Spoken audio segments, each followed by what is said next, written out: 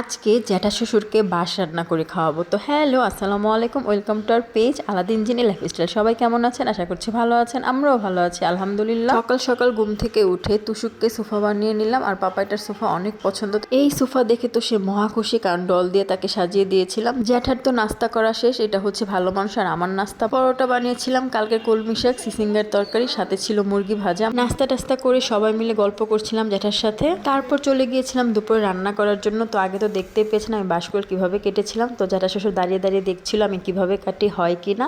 তো প্রথমে তো প্ল্যান ছিল মাছ দিয়ে রান্না করব, পরে তো প্ল্যান চেঞ্জ করে গরু মাংসতে নিয়ে আসলাম। তো এদিকে প্রথমে মাংসটা ভালো করে সব ধরনের মশলা দিয়ে কষিয়ে নিচ্ছি। এখন বাজে 11:30। ভাবলাম যে এটাকে মাঠা বানিয়ে দিই, যদিও দই দিয়ে বানিয়েছি, লাচ্চিও বলা যায়, কিন্তু যেহেতু চিনি দিইনি, লবণ দিয়ে বানিয়েছি, এটা মাঠাই বলা যাবে। দই দুধ লবণ দিয়ে ব্লেন্ড করে নিলাম, হয়ে গেল মাঠা। তো জ্যাঠাকে দিয়ে আসলাম, আবারও চলে আসলাম কিচেনে। তো বাঁশকুড়াল দিয়ে তো আজকে মাংস রান্না করব, কিন্তু কথা হচ্ছে বাঁশকুড়াল যদি আমরা না খেতে পারি, তাই সাথে পেঁপে আর আলুও দিয়েছিলাম। চিমির মির্চি ভালো করে ভেজে তারপর হচ্ছে চুরিয়ে নিয়েছি পরিষ্কার করে। এটা আমি কচু শাক দিয়ে রান্না করছিলাম। তো কচু শাকটা আগেরই আমার ভাপ করা ছিল ডিপের মধ্যে। কচু শাকটা রান্না করার জন্য প্রথমে মাংসের সব ধরনের মশলা, এলাচি, দারচিনি, তেজপাতা, তারপর হচ্ছে হলুদ, মরিচ, ধনে গুঁড়ো, জিরার গুঁড়ো দিয়ে মশলাটা কষে সিমির বিচিটা সিদ্ধ করে কচু শাকটা দিয়ে ভাজা ভাজা করে নামিয়ে নিয়েছি। আর এদিকে মাংসটা কষানো অলরেডি শেষ, তেলটা ফুটে উঠেছে, দেখতেই পাচ্ছেন। আর এই তরকারিটা কিন্তু আমি গরুর চর্বির তেল দিয়ে রান্না করছিলাম। তো এদিকে আলু আর পেঁপেটা দিয়ে আবারও নেড়ে চেড়ে নিচ্ছি। তারপর কালকে যে বাঁশকুড়ালটা হলুদ আর লবণ দিয়ে আমি ভাপ দিয়ে নিয়েছি, মানে একটা বলক আসার পরে আমি নামিয়ে নিয়েছিলাম। তো এই বাঁশকুড়ালটা দিয়ে দিব এই মাংসতে।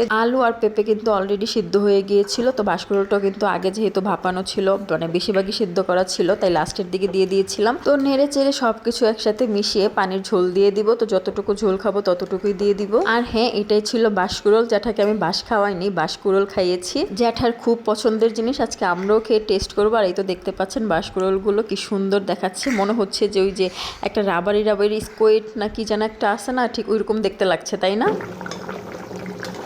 যদি বাঁশকুড়ালের টেস্ট ডিসক্রাইব করি তাহলে বলবো এটা টেস্ট অনেক ভালো আলহামদুলিল্লাহ। আমার কাছে তো অনেক মজা লেগেছে। এমনকি যার উপলক্ষে রান্না করা বাঁশকুড়াল সেও খেয়ে বলেছে অনেক মজা হয়েছে, মানে জ্যাঠা আলহামদুলিল্লাহ। আর দেখতেই পাচ্ছেন কি সুন্দর লাল টুকটুকে হয়েছে তরকারি কালারটা, মাশাআল্লাহ। দেখতে যেমন ঠিক খেতেও তেমন ছিল। জ্যাঠার জন্য খাবার রেডি করে নিয়েছি। এখানে কালকে লতি ছিল, কচু শাক, লেবু আর পেঁয়াজ কেটে দিয়েছিলাম, সাথে হচ্ছে বাঁশকুড়ালের গরুর মাংসের তরকারি। আর এই তো দেখতে পাচ্ছেন জ্যাঠা বারান্দার পাশে বসে বাতাস উপভোগ করতে করতে খাচ্ছিল, কারণ কারেন্ট ছিল না। সেদিন ছিল শুক্রবার, ভাবলাম যে বিকেলের নাস্তায় কি বানানো যায়, একটু সেমাই রান্না করা যাক। তো 1 লিটার দুধ দিয়ে একটা লাচ্চা সেমাইয়ের প্যাকেট রান্না করেছি। দুধটাকে একদম ঘন করে আধা কেজি করে ফেলেছিলাম।